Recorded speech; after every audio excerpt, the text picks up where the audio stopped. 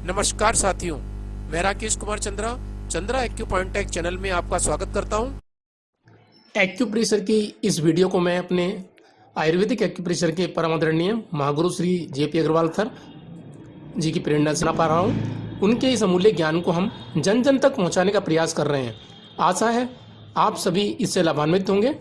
आज की क्लास में fat D meridian, fat degeneration meridian के बारे में जानकारी प्राप्त करेंगे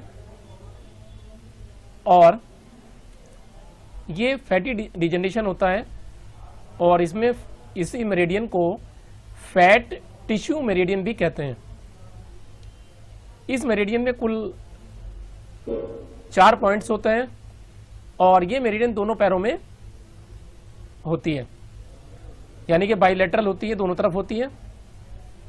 यह मेरिडियन पैर के चौथी उंगली के नाखून के पास टीबियल साइड से शुरू होती है और पांव के पैर के डोर्सम तक चली जाती है।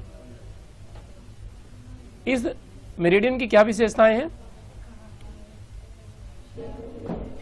इसके बारे में आपको जानकारी देते हैं। यह मेरिडियन किसी भी प्रकार के वसा अपजनन से संबंधित है और फैटी लीवर हो जाए और वसीय यकृत यानी कि लीवर फैटी हो जाता है, लीवर में वसा अपजनन होने लगता है, सूजन आने लगती है, जलन होने लगती है, तो उसमें भी ये मेरिडियन के प्रोटोकॉल काम करेंगे। फैटी हार्ट हो जाए, मायोकार्डियम में वसा अपजनन होकर सूजन आ जाती है, जलन होने लगती है, तो फैटी हार्ट की कंडीशन में भी इस मेरिडियन का प्रयोग करेंगे। जबड़े के अंदर फैटी डिजेनरेशन हो जाता है, जबड़े की हड्डी होती है उसमें फैटी डिजेनरेशन हो जाता है और फैटी जॉ बोन की समस्या आती है, तो इसमें अपजनन होने से परेशानी होती है जबड़े में, तो उसमें भी आप इसी मेरिडियन का प्रयोग करेंगे। फैटी ब्रेन यानी कि ब्रेन फैटी हो जाता है, मस्तिष्क में ब्रेन में वसा का अपजनन हो जाता है, सूजन आ जाती है, जलन होती है, तो उसमें आप फैट डी मेरिडियन के पॉइंट का प्रयोग करेंगे। यह मेरिडियन किसी भी प्रकार के ऊतक तंत्र में यानी कि टिश्यू सिस्टम में किसी भी प्रकार के वसीय फैटी अंत संचरण का उपचार करती है। तो ये फैटी डिजेनरेशन कहीं भी हो जाए तो उसका उपचार करेगी। आर्टेरियल स्क्लेरोसिस हो जाए यानी कि धमनी काठन्नी, धमनी काठन्नी में भी इस मेरिडियन का प्रयोग होगा। सेरेब्रल स्क्लेरोसिस, इस मेरिडियन का उपयोग किसी भी प्रकार के टिश्यू सिस्टम में कोई फैटी डिजेनरेशन हो जाए तो उसमें ये मेरिडियन काम करती है। जैसे आर्टेरियल स्क्लेरोसिस धमनी काठन्नी में, सेरेब्रल स्क्लेरोसिस यानी कि प्रे मस्तिष्कीय काठिन्य, यानी कि ब्रेन में जब फैटी डिजेनरेशन होने लगे तब भी ये मेरिडियन काम करती है। और कोरोनरी वीजल एंड स्क्लेरोसिस, हृदय की जो धमनियां होती हैं उसमें भी फैटी डिजेनरेशन हो जाए तो भी आप इस मेरिडियन का प्रयोग करें।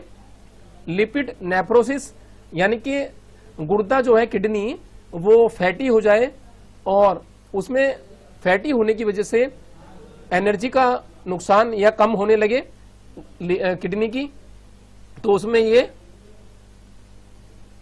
काम करता है। तो लिपोइड नेफ्रोसिस में ये काम करता है, यानी कि वसा में गुर्दा और गुर्दे में डिजेनरेशन होने लगे फैट का, तो उसमें ये मेरिडियन काम करती है।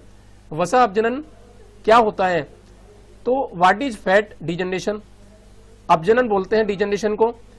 तो प्रत्येक कोष में विभिन्न मात्रा में सफेद श्वेतासार यानी कि कार्बोहाइड्रेट और प्रोटीन और चर्बी रहती है, तो पाचक रस की कमी होने से गड़बड़ी आ जाती है और चर्बी ज्यादा इकट्ठा होने लगती है, तो इस तरीके से फैटी डिजेनरेशन हो जाता है। तो ये जो फैटी डिजेनरेशन होता है यह अधिकतर लीवर, किडनी में देखा जाता है या हृदय की पेशी में देखा जाता है, मायोकार्डियम में देखा जाता है। और यह निम्न कारणों से हो जाता है। ऑर्गेनिक पॉइजन से हो जाता है जो कि जीवाणु रहित होते हैं, और अकार्बनिक विष इनऑर्गेनिक पॉइजन से जो जीवाणु युक्त होते हैं, इनसे भी हो सकता है। एनॉक्सिया, जब ब्लड में ऑक्सीजन की कमी हो जाती है और रक्त कम हो जाता है, जिसको एनीमिया बोलते हैं। तो इसमें सब बीमारियों में आप इस मेडिसिन का प्रयोग करेंगे। वसा अपजनन में अनेक परिवर्तन, विकृति जन्य परिवर्तन हो सकते हैं। हृदय पेशियों में हृदय की जो फैट का जमाव होता है और वहां अपजनन होने लगता है। डिप्थीरिया नामक गले के रोग में गले में जो झिल्ली होती है, तो बच्चा जो सांस लेता है तो उसको परेशानी होती है, उसमें भी काम करेगा। एनीमिक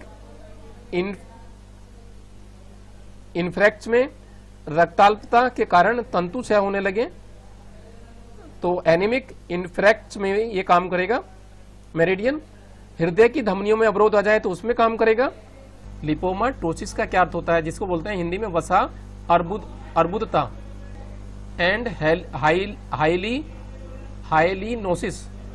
हाइलीनोसिस, तो इसमें क्या होता है कि वसा अर्बुद बनने लगते हैं और फैटी अर्बुद बनने लगते हैं, कि शरीर के अंगों में चर्बी या चिकनाई बढ़ने लगती है, तो इससे व्यक्ति मोटा होने लगता है। नेचुरल फैट प्लाज्मा का एक महत्वपूर्ण एलिमेंट होता है, तत्व होता है। ट्राइग्लिसराइड और फैटी एसिड, ये नेचुरल फैट है, ये जल में अघुलनशील होते हैं। इनको शरीर की विशेष कोशिकाओं में संग्रह किया जाता है। इन विशेष कोशिकाओं को एडिपोज टिश्यू कहते हैं। असामान्य स्थितियों में नेचुरल फैट का जमाव इन जनरल कोशिकाओं के पास होने लगता है। इससे इन सामान्य कोशिकाओं की जो वर्किंग है वो इम्बैलेंस हो जाती है, जिसके कारण कोशिकाओं में ऑक्सीजन की कमी महसूस होने लगती है।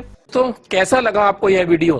क्या आपको यह वीडियो वाकई अच्छा लगा, या लगता है कि यह वीडियो आपके साथ साथ आपके उन फैमिली मेंबर्स, फ्रेंड्स को भी हेल्प कर सकता है जो इस बीमारी से पीड़ित है, तो उनको यह हेल्प आउट कर सकता है?